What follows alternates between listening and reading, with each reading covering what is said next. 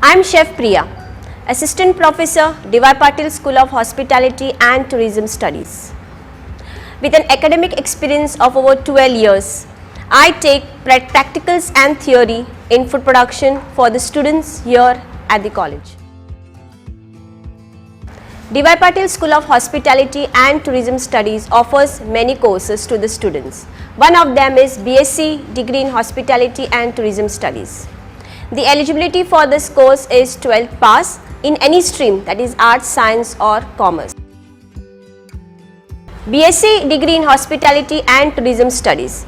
This course is designed in such a way that students get an opportunity to know all the departments of an hotel. All the 4 departments, all the core departments of the hotel, the students get to know, learn practical and theoretical both. Apart from that, the other departments like sales and marketing, HR, finance, accounts, all these other ancillary departments also the students get to know. This helps the students to be well placed in the industry.